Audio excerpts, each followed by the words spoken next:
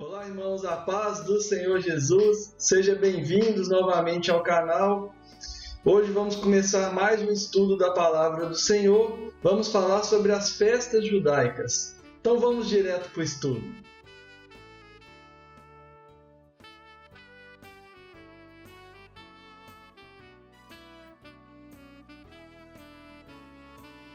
Então vamos começar, irmãos, nosso estudo sobre as festas.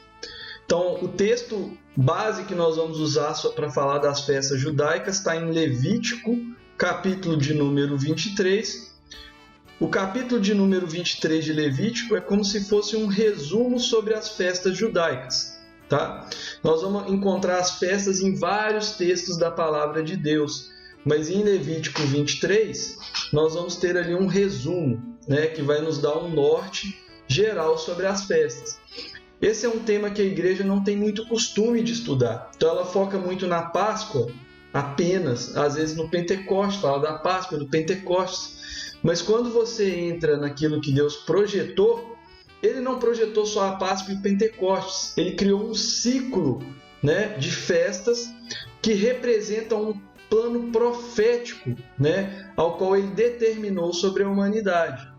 E aí nós precisamos entender esse ciclo profético através das festas para quê? Para que o Apocalipse fique mais claro na nossa mente. O livro de Daniel também fique mais claro na nossa mente. Então, assim como as duas casas de Israel, as festas também são uma chave, né? Elas nos representam uma chave para o entendimento da profecia. Amém? Então, nós vamos começar esse vídeo lendo um pouco sobre Levítico 23. Naturalmente, depois nós vamos ver outros textos, né, que dão um entendimento mais profundo sobre as festas. Vamos ver também como que os profetas e os apóstolos entendiam essas coisas. Tá? Então nós vamos começar com essa leitura de Levítico 23 e eu vou apresentar aos irmãos um mapa mental daquilo que está presente em Levítico 23. Esse estudo vai estar dividido em algumas partes, né? Se ele começar a ficar muito grande, eu vou dividi-lo em algumas partes, né? Para que não fique vídeos muito grandes e difíceis para os irmãos irem acompanhando. Amém? Então vamos começar a nossa leitura em Levítico 23. Vamos começar a partir do verso de número 4. Então o Senhor diz assim: são estas as festas fixas do Senhor. Então vou marcar aqui festas fixas de amarelo, né, do Senhor, as santas convocações. Então as festas fixas, eram santas convocações. Você vai ver também em Números 10 que Deus manda fazer 7 trombetas, 2 trombetas de prata, desculpa, 7 não, 2 trombetas de prata. E essas 2 trombetas de prata, elas eram usadas para fazer as santas convocações. Por que 2 trombetas de prata? Os irmãos estão me acompanhando, eles vão entender por que 2 trombetas de prata. E os sacerdotes, eles tinham que tocar essas 2 trombetas de prata nas festas, quando eles forem fazer os sacrifícios, né? Também quando era dia de lua nova. Todas essas coisas são coisas simbólicas. Ok, irmãos? São figuras de coisas futuras, né? Como sombras, assim como o apóstolo Paulo diz. Então, são essas as festas fixas do Senhor, as santas convocações que proclamareis no seu tempo determinado. Então, essa expressão tempo determinado, vou marcar ela aqui, ela é uma expressão que ela vai aparecer muito na palavra do Senhor, nos profetas, né? Então, sempre que Deus está falando de coisas escatológicas, do profecia, ele vai usar essa expressão. No tempo determinado, no tempo determinado do fim, naquele dia, né? Então, esse modelo de expressão que Deus usa é para estar falando de um processo profético, de uma palavra profética. Essa palavra tempo determinado é a palavra que no original em hebraico vamos ver aqui, Moed, está aqui, ó. Moed, Tá? Essa palavra moed, nós vamos ver que ela, por exemplo, ela aparece em Gênesis, no livro de Gênesis, nos primeiros capítulos. Né? Quando Deus cria lá cria o firmamento, cria os céus, aí ele fala que ele vai criar os luminares nos céus, o sol para governar o dia, a lua e as estrelas para governar a noite. E ele diz o seguinte, Gênesis capítulo 1, versículo de número 14, está aqui, na nossa procura. Então, aqui, Então, o que Deus vai dizer aqui quando ele cria esses luminares,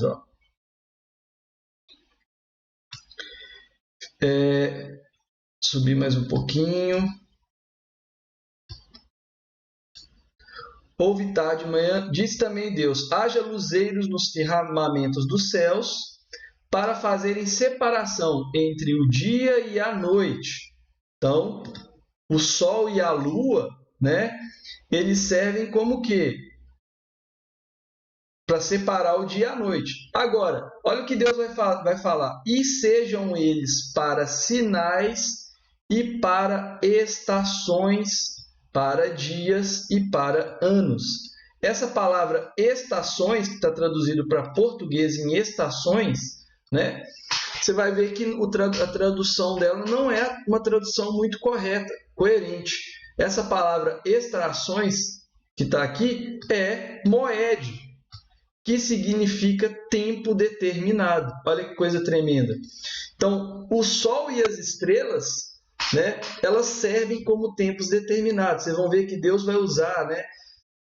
Escurecerá a terça parte do sol, a terça parte da estrela, né? A lua não dará a sua luz, né? A lua se tornará em sangue antes que venha o grande e terrível dia do Senhor. Todas essas coisas estão ligadas ao tempo determinado. Olha que coisa tremenda. Palavra moed. Então Deus vai usar esse termo tempo determinado para ligar contextos. Ele está fazendo com que você, ao ler as profecias que estão em Isaías, Jeremias, nos profetas menores, e leia a palavra tempo determinado, você possa entender que mesmo na lei, ele já estava profetizando esse tempo determinado. Basta você olhar para o contexto da lei, para a criação de Deus. Ele criou os céus e a terra e o homem e tudo que existe, né, no universo, conhecido em 6 dias e descansou ao 7º. Isso é uma tipologia do tempo profético, porque durante 6 dias Deus trabalha, mas ao 6º dia nós temos o descanso de Deus, né? Então, os apóstolos, quando ele entendiam essas coisas, eles estavam mostrando que Jesus ele veio para nos levar para o descanso de Deus, para o 7º dia, né? Tudo isso é uma representação do tempo determinado. Amém? No primeiro mês, ao 14 do mês, no crepúsculo da tarde, esse crepúsculo da tarde não é à toa, tá? Nós vamos ver que Deus, eu vou colocar aqui de vermelho, tarde, né? Nós vamos ver que Deus ele fez um mapa profético de 24 horas. E a primeira vinda de Cristo ela está ligada ao período da tarde, onde Cristo ele é sacrificado no final da tarde. E a segunda vinda de Cristo está ligada à volta dele à meia-noite. Então, 24 horas é uma representação profética de um tempo que Deus projetou para trabalhar sobre a humanidade. Então, no crepúsculo da tarde, no período da tarde, né, Cristo iria vir e ele iria falecer e ressuscitar ao 3º dia, né? Nós vamos ver que o sacrifício dele acontece no final da tarde. Nós vemos isso nos evangelhos, né? A morte dele acontece no final da tarde. É a Páscoa do Senhor. Então a primeira festa está aqui, a Páscoa, né? No final da tarde, do dia 14. E ao dia 15 desse mês é a festa dos pães asmos. Então, aqui nós temos mais uma festa. Vou marcar as festas de uma outra cor aqui, para que nós possamos entender isso. É a chamada Festa dos Pães Asmos. Então, na Festa dos Pães Asmos, o que o povo tinha que fazer? 7 dias comereis pães asmos, né? Então, quando Deus manda o povo comer pão, nós vamos ver que esse pão que Deus manda eles comerem aqui nos asmos, ele é sem fermento. Isso vai estar lá em Êxodo, no capítulo de número 12. Então, nós vamos ver aqui a conexão. Ó. Vamos ver se é isso mesmo. Isso. Êxodo, capítulo de número 12, versículo 14 a 20. Então, está aqui. Ó. Este é o dia que vos será por memorial e celebrareis como solenidade ao Senhor. Nas vossas gerações o celebrareis, por estatuto perpétuo. 7 dias comereis pães asmos. Está aqui, ó. Então, isso é quando o cordeiro foi imolado no Egito, né? Para que Deus jogasse a última das pragas. 7 dias comerei pães asmos. Logo no primeiro dia, tirarei o fermento da vossa casa.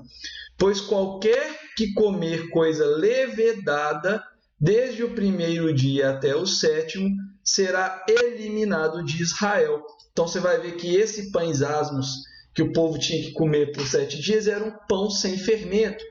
Né? O pão sem fermento, ele aponta para Cristo. Né? É a palavra pura de Deus. Por isso que Cristo, ao morrer e comemorar a Páscoa, ele partiu o pão e ele disse que o pão era o corpo dele, né? Que é a palavra de Cristo revelada às nossas vidas. Então tem que ser a palavra sem fermento. O apóstolo Paulo vai dizer em 1 Coríntios 5, né, que um pouco de fermento leveda toda a massa. Então, o fermento ele aponta para o pecado. Então, Deus estava mandando que nós pudéssemos comer um pão sem fermento, tá? Então, o pessoal faria isso, comia pães asmos por 7 dias, até que chegasse, né, o primeiro domingo depois do sábado da Páscoa. Então, é uma coisa incrível, porque esse primeiro domingo depois do sábado era a chamada Festa das Primícias, né? Festa das Primícias. Era o dia em que o povo trazia o primeiro fruto a Deus, né? E para trazer o fruto a Deus, eles tinham que trazer a oferta de manjares. Então, eles iriam fazer um pão sem fermento, né? Esse pão sem fermento, ele seria queimado como oferta de manjares ao Senhor, cheiro suave a Deus, né? Então, esse pão sem fermento é Cristo, né? Que da mesma forma derramou o seu sangue, né? E foi morto e ressurreto ao terceiro dia. Aqui é algo tremendo, porque na festa das primícias, o dia de trazer o primeiro fruto, nós vamos ver que Cristo ele ressuscitou no dia das primícias. Olha que coisa tremenda. Cristo morreu na Páscoa, foi uma sexta-feira, e ele ressuscitou no primeiro domingo depois da Páscoa, que foi exatamente no domingo sequencial, que já era a festa das primícias. É tão tremendo isso que Cristo ele foi o primeiro fruto a Deus. O apóstolo Paulo vai pegar isso, né, na sua carta aos Coríntios e vai chamar que Cristo ele é a primícia, as primícias dos que dormem, né? Porque ele foi o primeiro ressurreto a Deus, né? Cumprindo assim a festa das primícias, o primeiro dos que dormem, né? Então nós vamos ver que Cristo ele é as primícias. Então, na ressurreição dos santos, Paulo também vai falar assim, seguindo uma ordem. Ele fala isso em 1 Coríntios 15, né? Cristo as primícias é o primeiro a ressuscitar. Depois aqueles que morreram em Cristo ressuscitarão primeiro, e nós, os que estivermos vivos, ressuscitaremos com eles, seremos transformados e encontraremos com eles nos ares, juntamente com eles que ressuscitaram dos mortos. Então, primeiro Cristo, depois os mortos, depois os que estiverem vivos, né? Uma ordem que Deus pré-definiu. Então, Cristo ele é as primícias dos que dormem, ele é o primeiro fruto a Deus, né? Então, disse mais o Senhor a Moisés: fala os filhos de Israel e dizes: quando entrardes na terra que vos dou e cegardes a messe, né?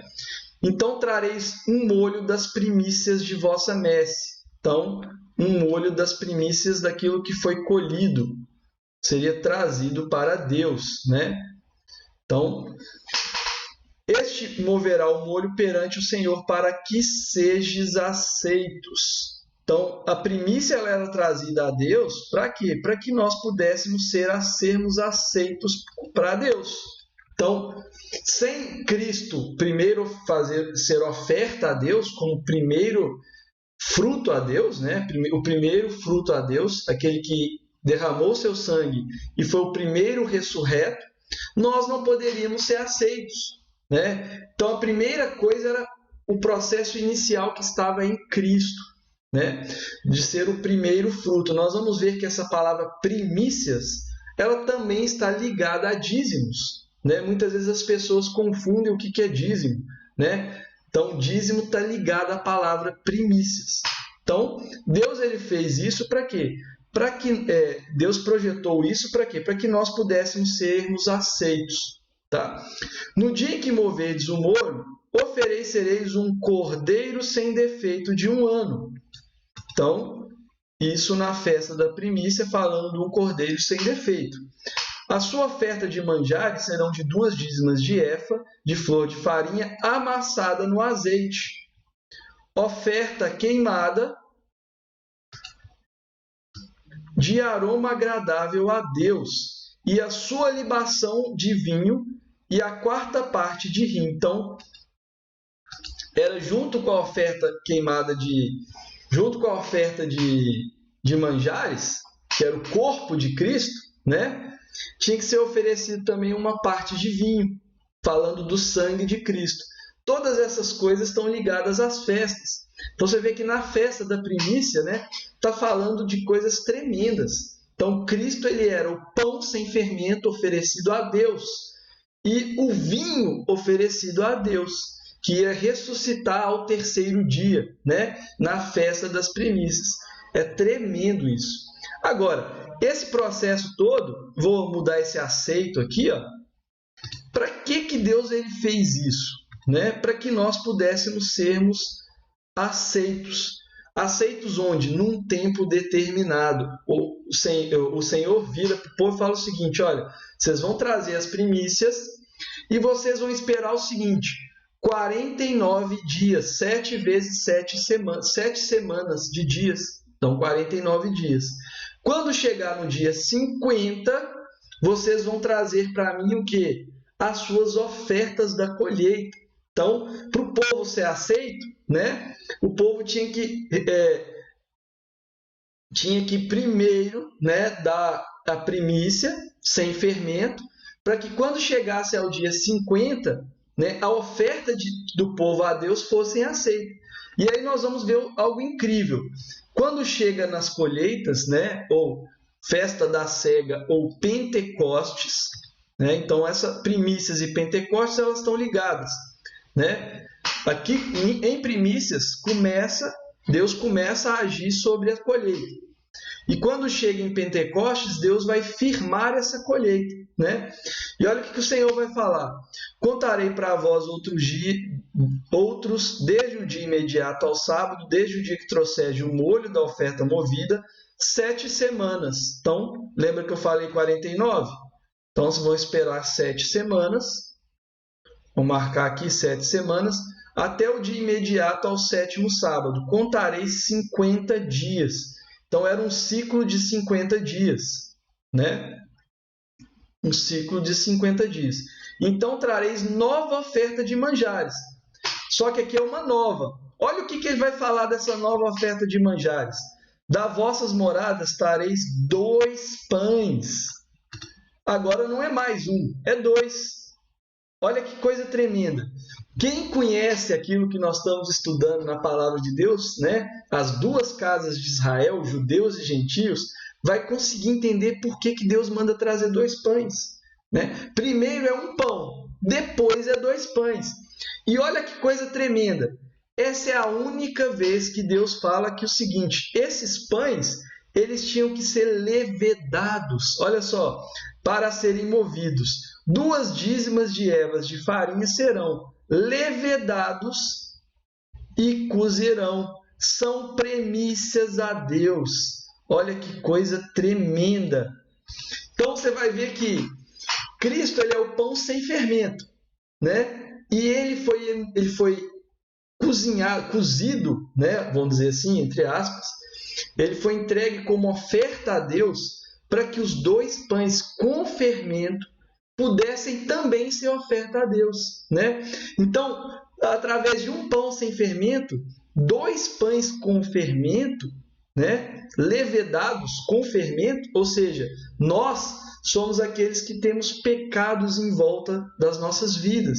Mas por causa do pão sem fermento, né? Deus nos aceitou para si. Olha que coisa tremenda. E ele nos fez primícias a Deus. Uai, mas o pão sem fermento que não é a primícia a Deus? Sim, mas nós vamos ver que Deus ele transformou a gente em corpo de Cristo. Então, por causa de um pão sem fermento, os 2 pães com fermento, as 2 casas de Israel, se tornaram o quê? Um corpo para Cristo, né? Sendo o pão sem fermento a cabeça desse corpo. São coisas tremendas. Então você vai ver que essa palavra, né, de Levítico, ela está ligada com os profetas, com as coisas que nós estamos vendo, tremendo na palavra do Senhor, né? Então aqui acontece a festa do Pentecostes, há 50 dias após a primícia.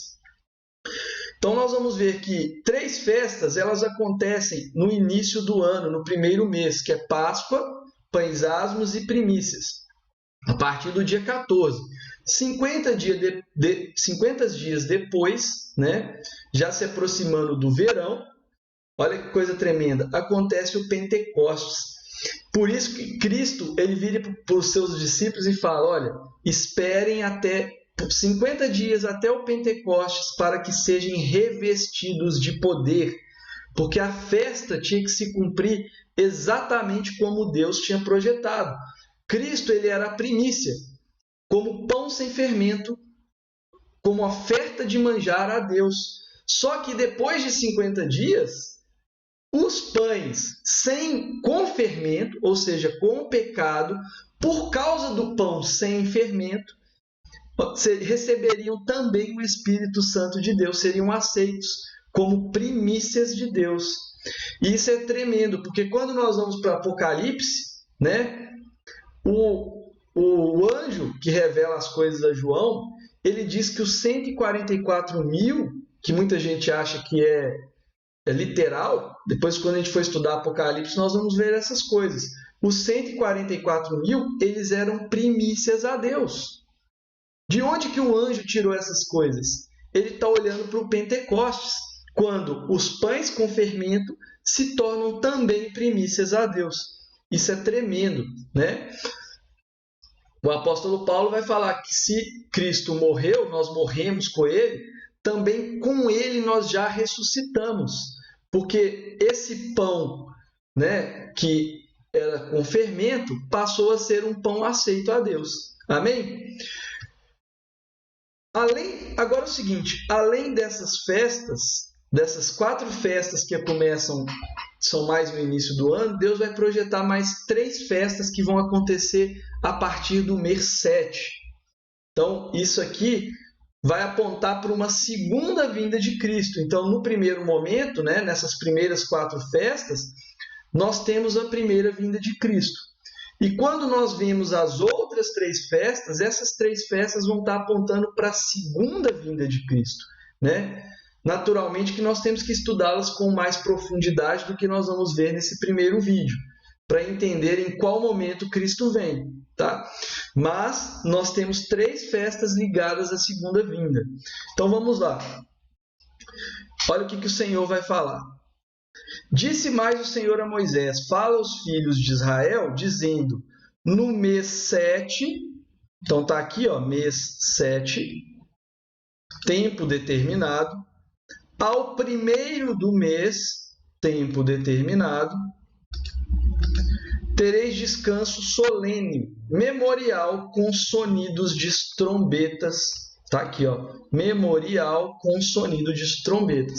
Então, no primeiro dia do mês 7, acontecia o que a palavra chama de festas das trombetas, né?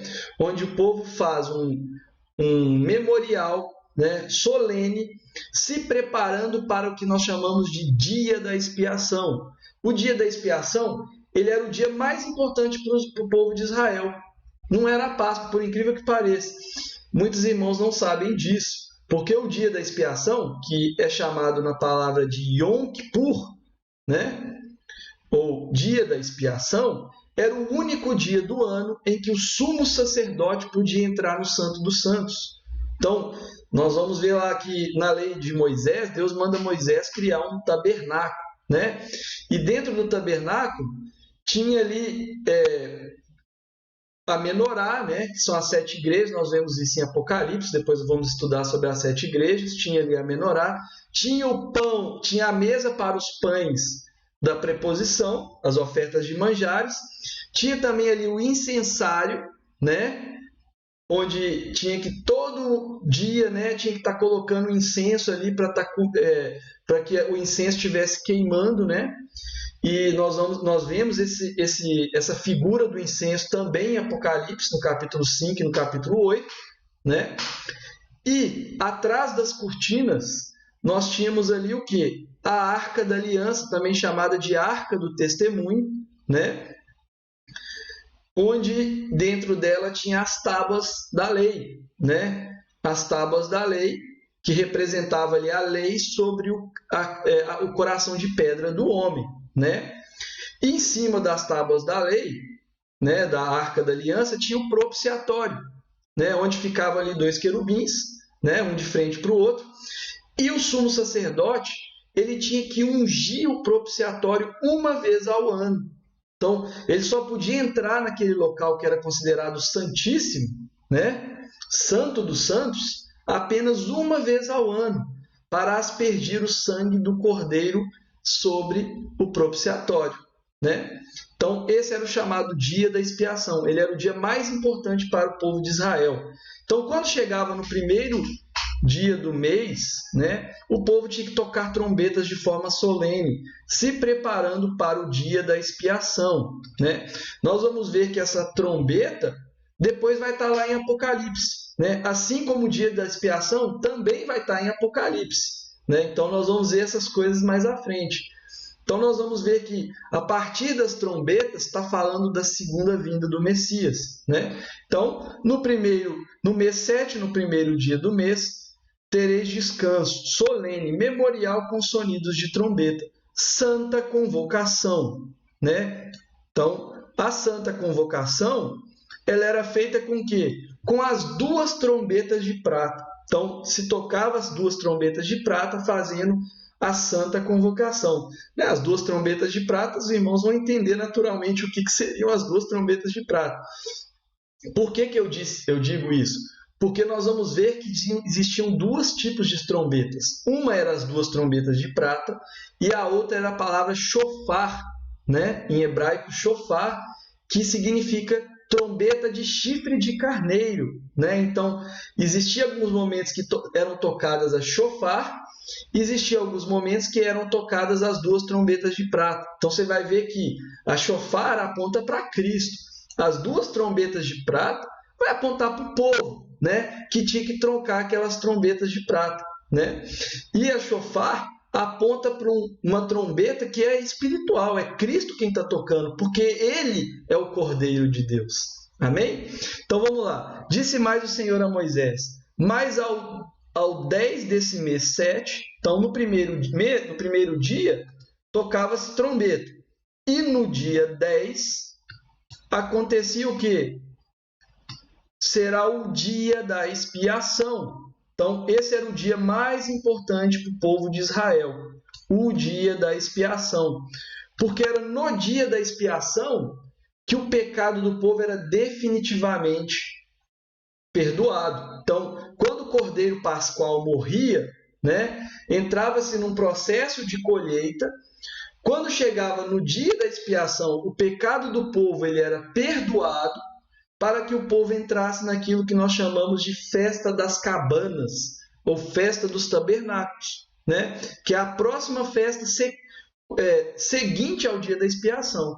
Então será o dia da expiação, tereis santa convocação e afligireis a vossa alma, né? Então, afligireis a vossa alma. Então, esse dia ele era o dia que o povo tinha que afligir a alma, tá? Afligir a alma. Trareis oferta queimada, nesse dia nenhuma obra fareis, porque é dia de expiação.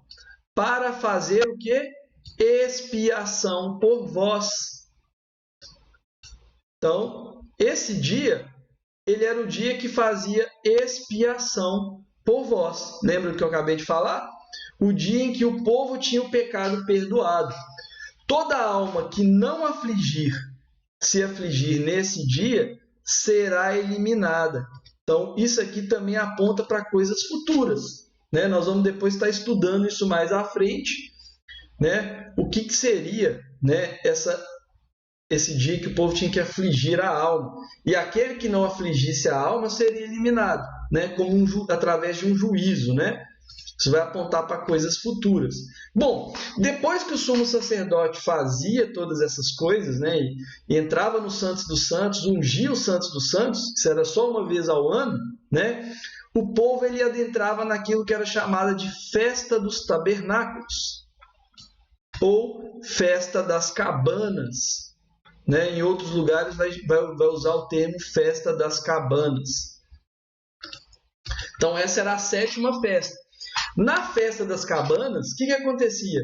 O povo ele habitava em cabana para lembrar que ele foi tirado do Egito, né? E ele habitou no deserto em cabanas. Era o dia que o povo se alegrava pelas suas colheitas do ano. Então o povo tinha 7 dias de alegria perante Deus, que o povo festejava, né? E tem alguns detalhes que são tremendos nessa festa dos tabernáculos, né, que nós vamos estar vendo logo na leitura aqui abaixo. Então vamos lá. Diz o Senhor a Moisés, fala aos filhos de Israel, dizendo: ao 15 do mês 7º, então no dia 15, tempo determinado, nós vamos ver que no dia 1 tocava trombeta, no dia 10, dia da expiação, no dia 15, festa dos tabernáculos. Será a festa dos tabernáculos ao Senhor por 7 dias. Então o povo celebrava perante Deus por 7 dias. Eram os dias da celebração, né? Isso vai apontar para o quê? Para o reino de Cristo, né? O reino de Cristo na terra, milenar. Nós vamos depois estar estudando isso também em Apocalipse. E a eternidade de Deus, né? Então, durante esse período era dia de festa. Ao primeiro dia vereis santa convocação, nenhuma obra servil fareis. 7 dias oferecereis ofertas ao Senhor, e o dia 8º tereis santa convocação. Então nós vamos ver aqui também, que aqui também tem tempo determinado, né? Você vai ver que Deus ele declarou que a festa dos tabernáculos ela era 7 dias, mas teria um 8º dia, né? Que era um dia de santa convocação. Esse 8º dia vai apontar para o tempo eterno, né? Novos céus e novas terras. Tudo isso está em Apocalipse. Quando a gente for estudar Apocalipse, vocês vão ver que ele vai estar apontando para as festas, né? Para que a gente possa ter um entendimento dessas coisas. Oferecereis ofertas queimadas, é reunião solene, né? Então, são essas as festas fixas ao Senhor que proclamareis para a santa convocação. Olha o que o Senhor vai falar. Porém, ao 15 do mês 7º, quando tiveres recolhidos o produto da terra, então, olha quando que acontece a festa dos tabernáculos. Quando tiveres recolhidos o produto da terra, né? Então, a colheita de Deus era a festa dos tabernáculos, ela dava início depois que a colheita era toda feita, né? Isso vai apontar para que a festa dos tabernáculos ela acontece onde? Depois que Deus colheu o trigo, não é isso? Jesus ele vai usar o trigo como tipologia do povo dele, né? Onde tem o trigo e tem o joio, né? Ele vai pegar o trigo, vai colocar no celeiro e vai queimar o joio, né? Quando ele fizer o quê? A colheita. Por isso a festa dos tabernáculos ela aponta para o reino de Deus, né? Que será estabelecido na terra. Celebrareis a festa ao Senhor por 7 dias, né? No primeiro dia, tomarei para vós outros frutos de árvores formosas, ramos de palmeiras, ramos de árvores frondosas. Olha que coisa tremenda. Isso aqui, irmãos, é algo que muita gente não presta atenção porque não conhece como que o povo de Israel celebrava essas coisas. Mas na festa dos tabernáculos, o povo de Israel celebrava a festa com palmeiras, folhas de palmeiras nas mãos, né? E quando nós vamos para Apocalipse, quando Deus vai falar daqueles que vão estar lá, né, com todas as lágrimas enxugadas, nunca mais terão sede, nunca mais terão fome, vocês vão ver lá em Apocalipse que eles vão estar com palmeiras nas mãos, né? É tremendo. Deus está apontando aquela palavra de Apocalipse para a festa dos tabernáculos, né? Então, por que eles vão celebrar a festa dos tabernáculos? Olha, celebrareis esta como festa ao Senhor por 7 dias, né, cada ano, é estatuto perpétuo para vossas gerações no mês 7º. E celebrareis 7 dias, habitareis em tendas de ramos, né, ramos de palmeiras. Então o povo vai habitar 7 dias em tendas de ramos. Então vou marcar aqui, ó, tenda de ramos. Todos os naturais de Israel habitarão em tendas, para que saibam as vossas gerações que eu fiz habitar os filhos de Israel em tendas quando tirei da terra do Egito, né? Lembra? Então, a festa das cabanas, ela vai o quê? O povo vai habitar em tendas por 7 dias, né? Já voltando para o ciclo, porque quando virar o ano, né, no primeiro mês, o que eles vão fazer?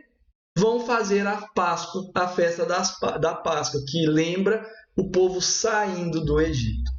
É lindo demais as festas do Senhor, né?